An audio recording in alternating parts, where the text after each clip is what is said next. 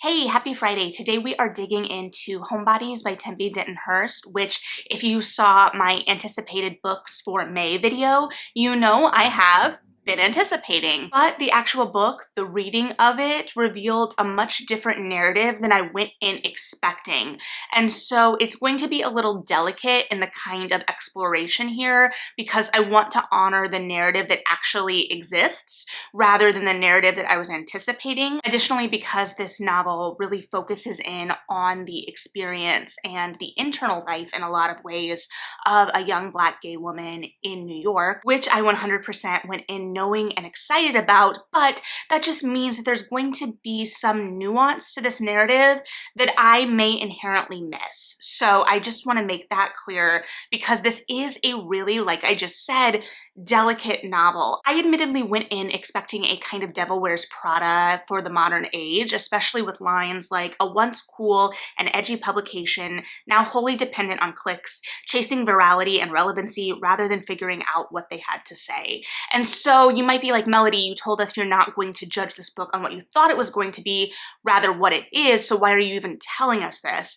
But I feel like it's important to kind of level with what I was expecting and what I was thinking so that you can kind of determine where that may be slipping into the analysis. And that's not to say it isn't there, because we open the novel with Mickey, our protagonist, at an industry event with one of the other Black women on staff, and she is basically getting some insider information that they are looking for a replacement for her behind her back. And so then she has to continue to go into work with this information, and it is a job that is kind of slowly sucking her soul out anyway. She has unreasonable productivity expectations. She has a boss who will get on her case and call her over to her desk in an open work environment in front of everyone for being 2 minutes late. She has white coworkers who are getting away with twice as much for half the work, and she just feels like her voice is being ignored in this environment.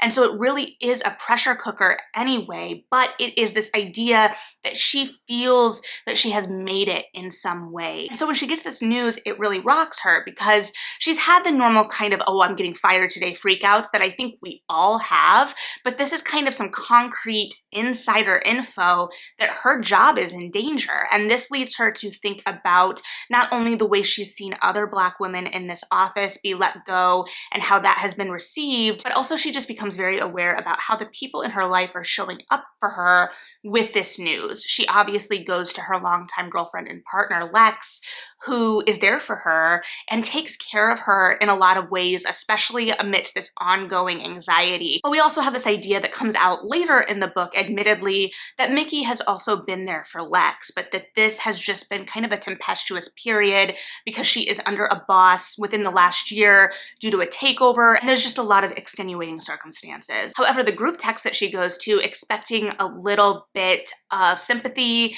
and maybe some job leads is absolutely quiet. And she also realizes that that group chat has the girl that gave her the insider info in it after she has already kind of sent her feelers out. And so then the rest of the novel is kind of her coming to terms with this inevitability. We see it happen. We see her kind of living in this despondency, this kind of unknown after the fact.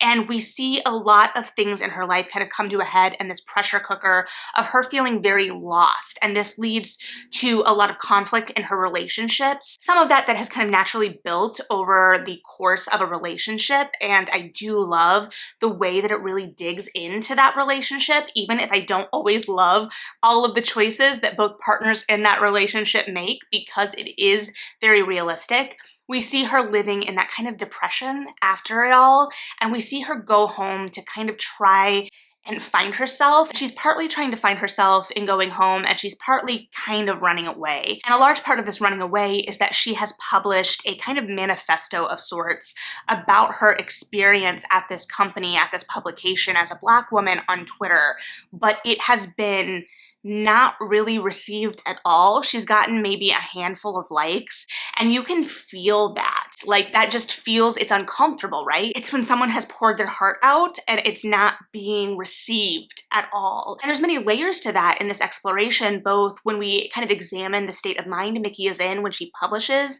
this manifesto, this Twitter thread, whatever we want to call it, because we don't see it until much later, the actuality of it. And I think on some level she is expecting, if I'm putting myself in similar shoes, some kind of vindication, some kind of support from people that are in the same industry as her. However, the reality is people are not putting their neck out for her in the reception of this until much later. And the blurb kind of teases this kind of fallout where something changes within the industry, something goes viral, and it brings Mickey's manifesto, tweets, what have you, back to the forefront.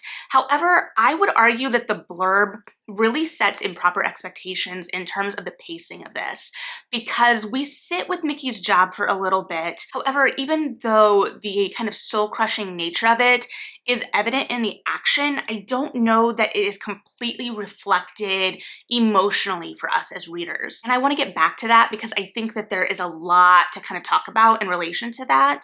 And then we don't see the letter itself kind of land, the kind of upset of everything, until about 75% of the way through.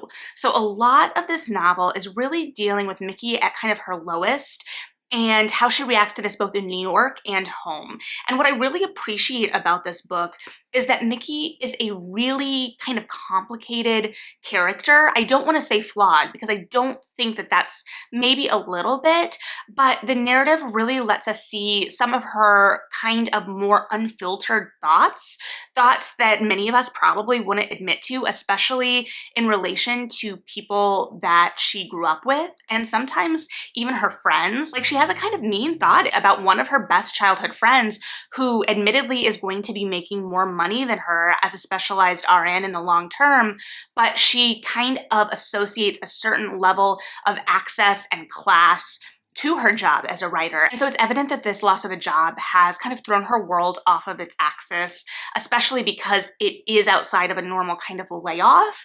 And it's making her question herself when she has taken a lot of pride and put a lot of her identity into being a writer and the kind of access and privileges that she associates that with. She sees herself as somebody who has made it out, who has made a name for herself. And we see a lot of this too in relation to an old flame when she goes home and this idea of kind of proving herself in some ways. And so I think that a lot of the more frustrating kind of actions that Mickey may take are born of this kind of despondency and this desire to prove herself worthy in a lot of ways. And while it may feel like she's trying to prove this to other people within the action, she's actually trying to prove it to herself. And so because of this, the story and the pacing really does live in this depression a lot. There is a sense of kind of wallowing, and it doesn't feel admittedly as active. And this is where I kind of struggled because I definitely saw the intention of that. However, as a reader, it wasn't giving me much to work with and to continue rooting for, even as we had this character that was really interesting and making not always the greatest choices. Why was I still interested in what was going on with her? And I think that there are a lot of avenues for that. And I like that we have a character that we can both root for and question at the same time.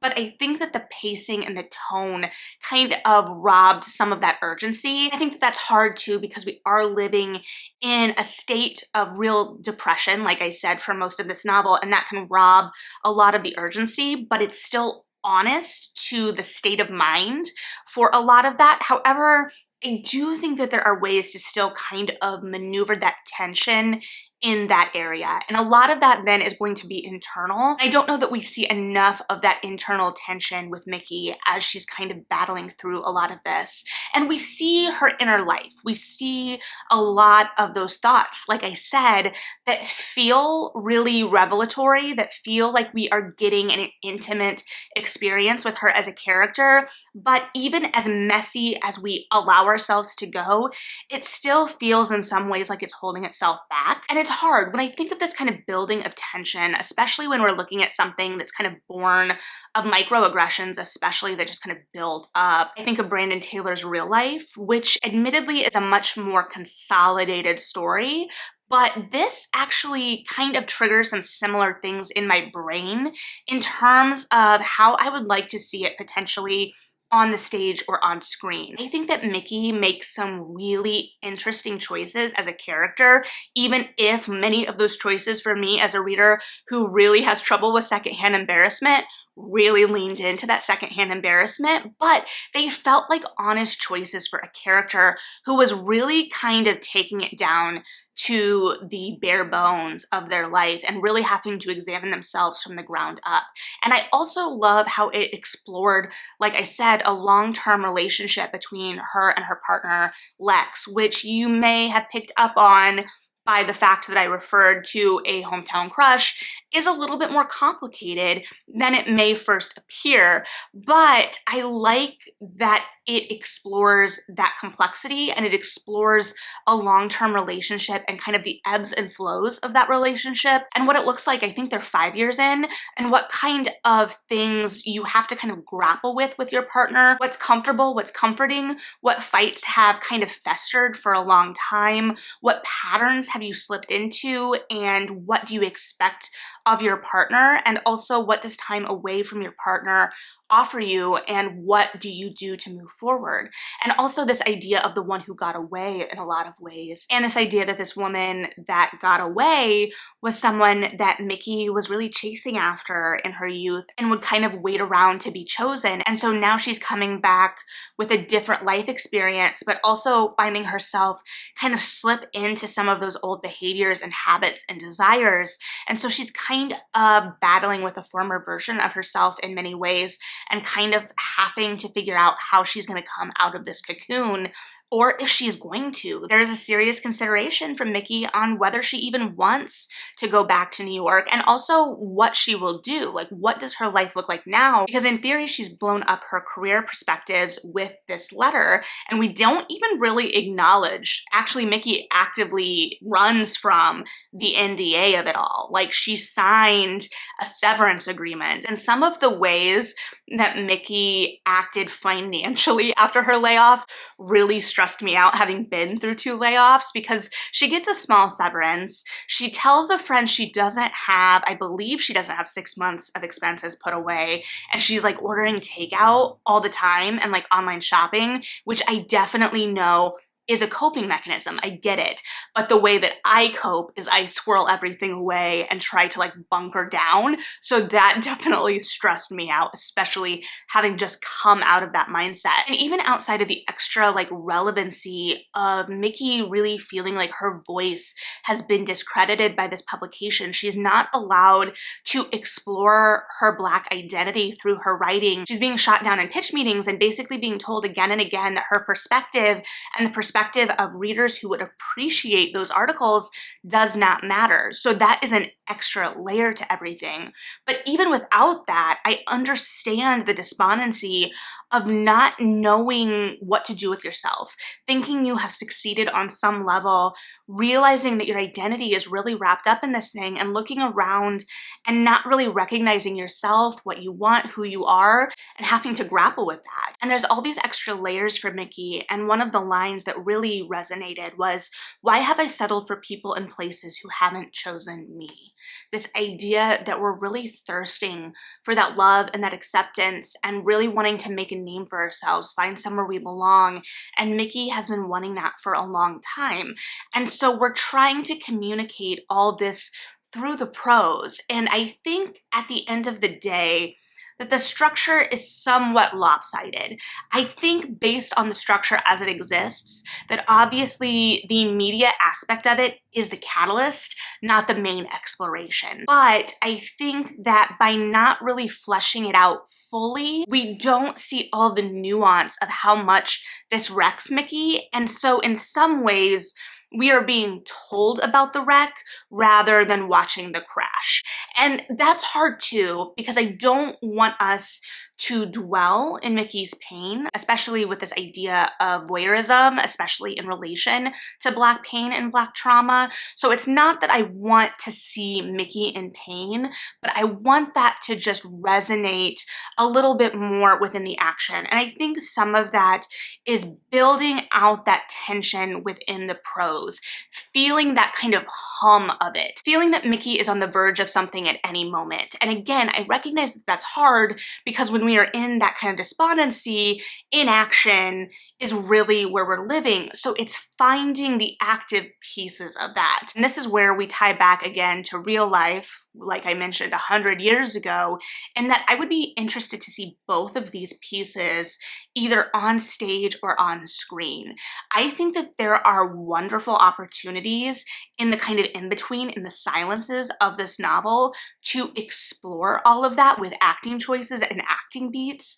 This sounds harsh and is not meant as harsh as it sounds, but right now, the prose of this, which is good, but I don't know that it really gives us an elevation of the action in a lot of ways. We get some more of Mickey's internal life, but it doesn't feel like it's pushing us forward in any way. It feels like we are with Mickey as she's just kind of floating, which is fair. I understand that in this kind of scenario, that's often what's happening. So I think that this is just a really tricky situation to kind of try to find in a narrative. And I don't know if we've come at the exploration of these really excellent ideas, these really interesting characters, from the right angle. I think that there's either a way to play up the action of that tension of the despondency, which I have said 1,000 times at this point,